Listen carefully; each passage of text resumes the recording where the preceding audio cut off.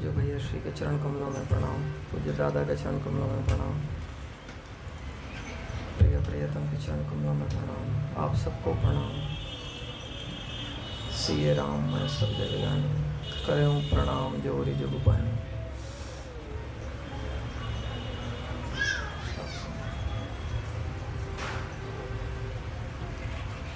मेरी तरफ से विदुर भैया कुछ कहना चाहेंगे? नहीं आप ही बोलो।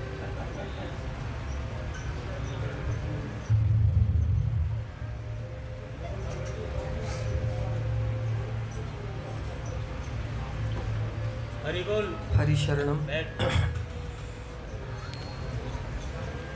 पूज्य भैया श्री कहा करते हैं, अनुभव के बिना कहना असत कथन है। तो आप लोग तो नित्य नवीन लीलाओं का रसपान करते हैं, पूज्य श्री की अतिशय कृपा पात्र हैं। गीता वाटिका से एक दिन पूज्य भैया के साथ अयोध्या जी जाने का हुआ। वहाँ पर एक चौपाई लिखी हुई थी, बहुत प्रसिद्ध है, आपने भी सुनी होगी। अति प्रिय मोही यहाँ के वासी। वो चौपाई जब मैंने पढ़ी तो मैं सोचने लगा, आप सब वही हैं पूज्य भैया के लिए अतिशय प्रिय। बहुत कृपा है आप पर, बहुत कृपा है। अंगद जी जैसे रथी, महारथी, अतिरथी, इनका सत्संग आप सुनते हैं, और मेरे जैसा पैदल सिपाही वहाँ किसी गिनती में नहीं है। बिना सिपाहियों की क्या आती रहती। देखिए,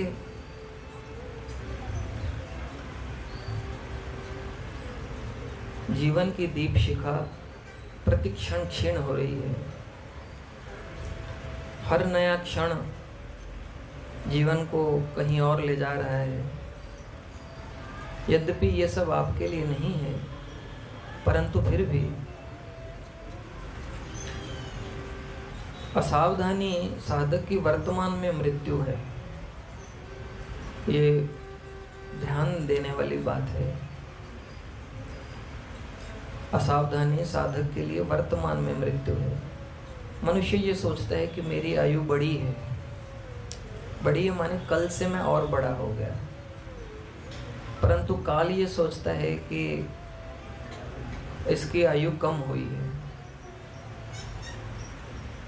परंतु वास्तव में काल की समझ सच्ची है और हमारी कच्ची है।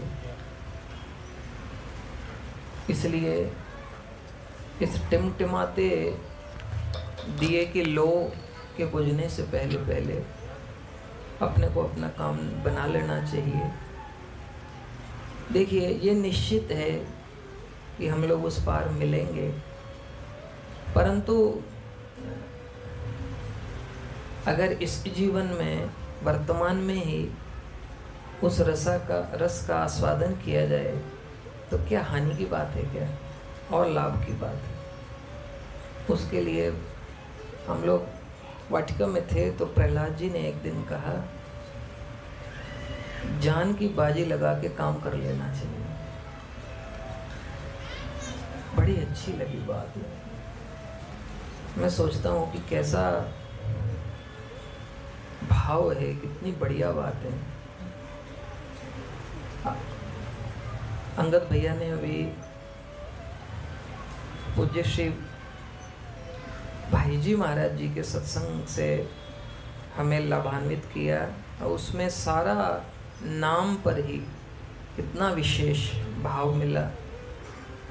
बात भरोसे की है वास्तव में, अपने लोगों में आपकी बात नहीं। अपनी बात कर रहा हूँ, इस तरह का विश्वास नहीं है, वैसा अगाध विश्वास जैसा होना चाहिए। अभी कुछ दिन पहले मैं ऋषिकेश में था, वहाँ पर मैं संध्या के लिए गंगा जी के तट पर गया, तो वहाँ एक दुबले पतले से ब्राह्मण बैठे हुए थे। तो ऐसे ही भगवती गंगा से वो बातचीत कर रहे थे कुछ, मुझे बड़ा अच्छा लगा, मैं पीछे बैठ गया। थोड़ी देर बाद उन्होंने देखा तो वार्तालाप हुआ, तो मैंने पूछा, मैंने कहा आप क्या कर रहे थे? तो बोले कि मैं भगवान से बात कर रहा हूँ। मुझे बड़ा अच्छा लगा, तो मैंने कहा क्या बात की आपने? तो हंसे, बोले कुछ नहीं। फिर बोले अपने जीवन के बारे में वो बताने लगे। उन्होंने एक जीवन की अपनी घटना बताई, बड़ी प्रेरक घटना। बोले कि मैं बहुत गरीब परिवार का हूँ और हमारी माताजी ने हम 3-4 बच्चों को पाला। पिताजी बहुत जल्दी चले गए थे। तो बोले कि महाराज जी के पास आया करते थे माताजी, तो हम भी साथ में आते थे। परम श्रद्धेय स्वामी श्री राम सुखदास जी महाराज जी। तो बोले एक बार कुछ ऐसी घटना हुई कि जीवन बदल गया। तो मैंने कहा ऐसा क्या हुआ? बोले 1985 में 84-85 में मेरा ब्याह हो गया और 1 वर्ष बाद मुझे एक पुत्र हुआ। तो मैं तब महाराज जी के पास आया, स्वामी जी महाराज जी के पास आया और मैंने कहा महाराज जी दरिद्रता बहुत है और ऊपर से संतान हो गई है, बड़ा कष्ट है, क्या करें? तो महाराज जी ने कहा मेरे पास पैसे पड़े हैं, मैं कोई व्यापारी हूँ, जाओ गंगा जी से बोलो। बोले उन्होंने किस भाव से कहा सो तो हम नहीं जानते, परंतु महाराज जी ने ये कहा जाओ गंगा जी से कहो। तो बोले हम महाराज जी को प्रणाम करके गंगा जी के पास आए। हमने कहा कि माँ हम तो नहीं जानते, लेकिन स्वामी जी ने कहा है तो हम आपके पास कहने आ गए। तो बोले कि जैसे मैं यहाँ से गया और मुझे एक दवा की कंपनी में मेरी जॉब लग गई और जॉब भी ऐसी लगी कि मुझे रहने के लिए एक घर दिया गया और एक गाड़ी दी गई। बोले कि तब मन में इतना उसका चढ़ गया माया का प्रभाव कि ड्राइवर दरवाज़ा खोलता था तो मैं बैठता था और वो खोलता था तो मैं उतरता था। बोले फिर हम स्वामी जी के पास आए ही नहीं। बहुत समय बीत गया, 5-7 साल हो गए, व्यस्त हो गया मैं बड़ा। और फिर एक दिन महाराज जी के पास आया, तो जैसे मैंने आके प्रणाम किया तो स्वामी जी ने मुझे देखा और बोले क्यों मौज मार रहे हो? बोले हम बोले कुछ नहीं, बोले नहीं, बस प्रणाम ही किया। तो स्वामी जी ने कहा क्यों मौज मार रहे हो? फिर अगले क्षण स्वामी जी गंभीर हो गए और बोले कितनी देर?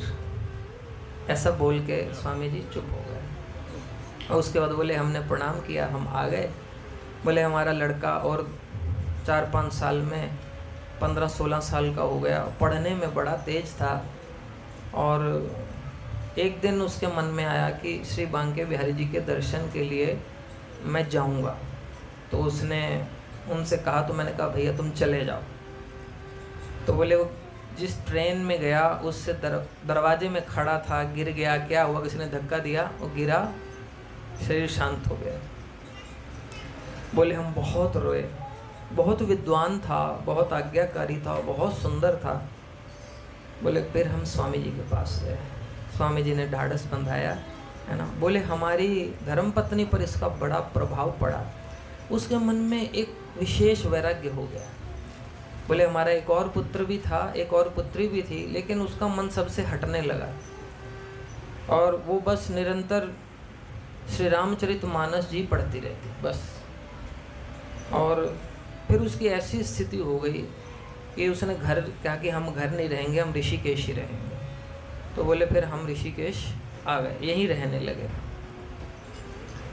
लड़के का ब्याह हो गया, लड़की का ब्याह अभी पक्का नहीं हुआ था, तो उनकी जो धर्मपत्नी थी उनका भी देहांत हो गया।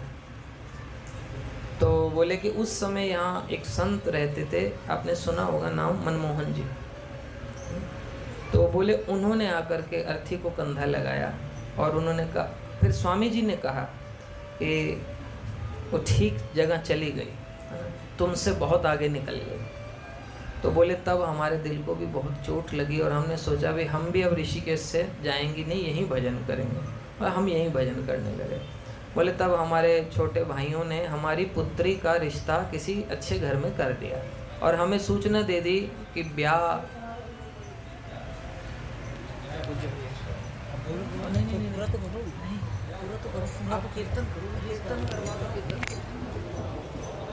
श्री राम जय राम जय जय राम।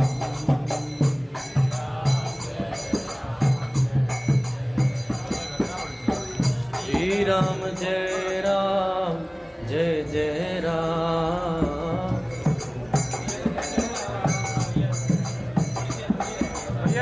श्री राम जय राम जय जय राम।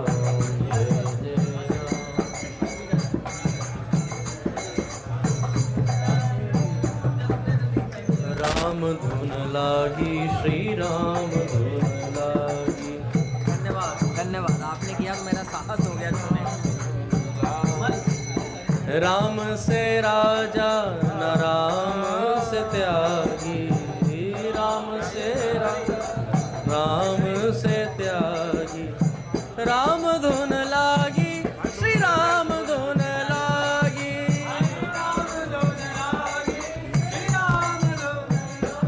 सीताराम हनुमान सीताराम हनुमान सीताराम हनुमान सीताराम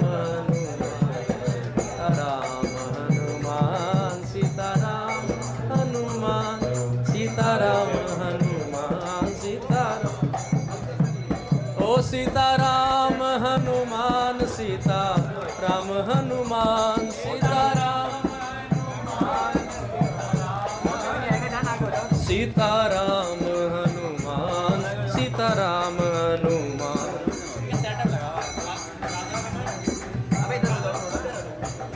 सीताराम हनुमान सीताराम हनुमान सीताराम हनुमान सीताराम हनुमान।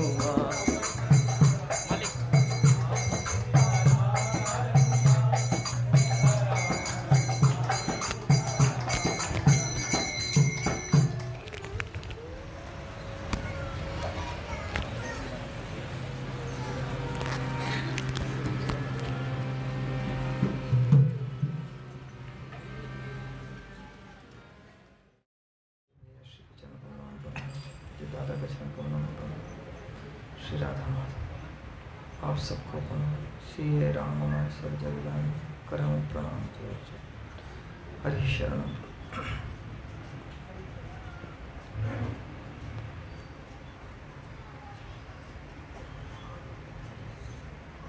कल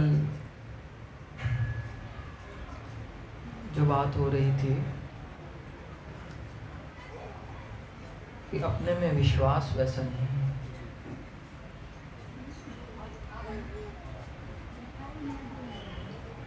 और भरोसा बहुत है।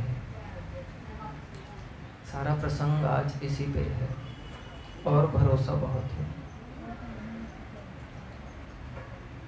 और इसमें जीव का ही नुकसान है, सबसे बड़ी हानि। दूसरी जगह भरोसा करने से इतने जन्मों से यही करते आ रहे हैं। भरोसा निभाने वाले और प्रेम निभाने वाले यही हैं। मैं तो क्या ही कह सकता हूँ, क्योंकि मैं कल भी आपसे निवेदन कर रहा था कि अंगद भैया जी जब कहते हैं तो फिर उसके बाद अभी ये मुझे कंबल दिया गया रखने के लिए, तो मेरा मन आ रहा था कि पूरा सिर से लेके पैर तक ओढ़ के बैठ जाऊं। बहुत यहाँ बोलने में संकोच होता है रामकृष्ण में, सच में बहुत ज़्यादा। भैया के आश्रय में आप लोग मौज मार रहे हैं, सच में। हर दिन और उजला है और हर रात और चमकीली है। बड़ा लाभ है, बड़ा लाभ ले रहे हैं।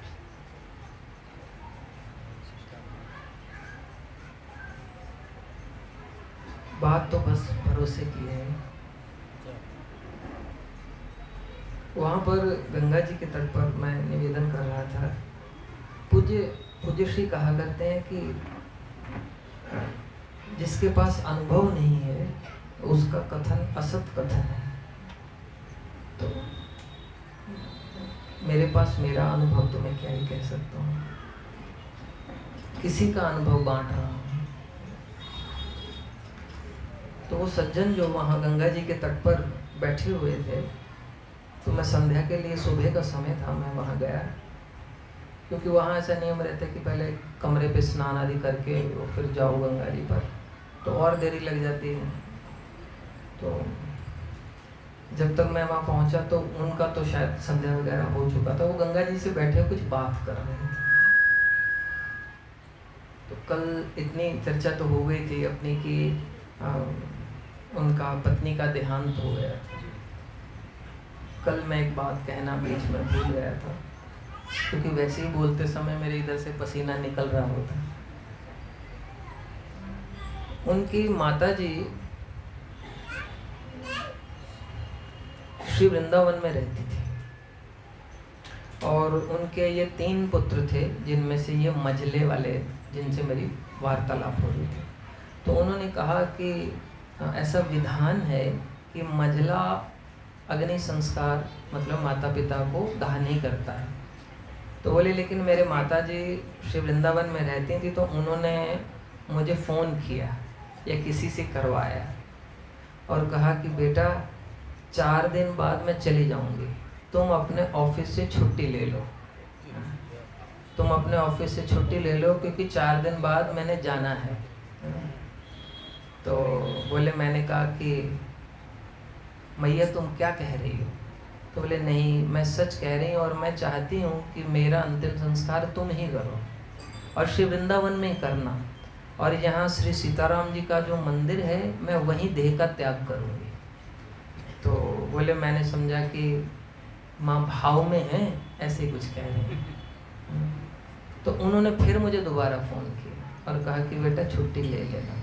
तो बोले मैंने भी उर प्रेरक रघुवंश विभूषण है ना, मैंने भी छुट्टी ले ली और 4 दिन बाद वहाँ से सूचना आ गई कि वहाँ श्री सीताराम जी का मंदिर है और वहाँ पे आपकी माता जी ने मंदिर में कीर्तन में अपना देह त्याग कर दिया। तो बोले फिर मैं वहाँ पहुँचा और जा कर के उनका अंतिम संस्कार वहीं पर किया। तो बोले फिर मैं तो यहीं ऋषिकेश में ही रहता था और मेरे बेटे का विवाह हो चुका था, बेटी का विवाह होना था। तो बोले कि जो परिवार के दूसरे मेरे भाई हैं उन्होंने बेटी का ब्याह कहीं निश्चित कर दिया और मुझे सूचना दे दी कि बेटी का ब्याह आपका निश्चित कर दिया और बारात ऋषिकेश आएगी आपके पास। तो बोले मैं तो घबरा गया, अपने पास तो कुछ भी नहीं है, कैसे होगा? तो बोले मैं भाग के गंगा जी के पास आया और मैंने गंगा जल हाथ में लिया और कहा माँ मेरे पास इस समय केवल 500 रुपये है, अकाउंट में मेरे पास केवल 500 रुपये है, या अकाउंट में है या हाथ में है, जैसे कि मेरे पास केवल 500 रुपये हैं। अब बेटी की बारात आने वाली है, सो तुम जानो, मैं कुछ नहीं जानता। बोले स्वामी जी का नाम लेके हमने गंगा जी में जल छोड़ दिया और बोले 3 नंबर घाट की बात है, संत घाट वहाँ पर है। बोले मैं वहाँ से चढ़ कर के गीता भवन 3 नंबर के अंदर प्रवेश करने लगा तो मुझे श्री राधे श्याम खेमका जी जो संपादक थे इससे पहले, तो वो मिल गए आगे से आते हुए। तो उन्हें भी सूचना मिल गई थी कि पंडित जी की बेटी का विवाह निश्चित हो गया। तो बोले मेरे को अंदर जाते समय, वो बाहर आ रहे थे, मैं अंदर जा रहा था, तो उन्होंने मुझसे कहा पंडित जी क्यों, बेटी का ब्याह पक्का हो गया? तो बोले, मैंने कहा हाँ जी आपको पता ही है। तो बोले गहना वाराणसी से आएगा, आप चिंता मत करना। तो बोले मैंने पहले उनको देखा, फिर गंगा जी की ओर देखा, और फिर मैं अंदर चला। बोले जैसे मैं अंदर चला, ऋषिकेश में कोई संजय होटल वाले हैं, मैं तो नहीं जानता खैर। तो बोले कि वो होटल वाला मेरे पास आया, सामने से आ रहा था, और मुझे बोलता है पंडित जी हमने सुना बेटी का ब्याह है और बारात यहाँ आ रही है, हमारे होटल में ठहरेगी, है ना, खाने का पीने का रहने का सब हमारे यहाँ होगा।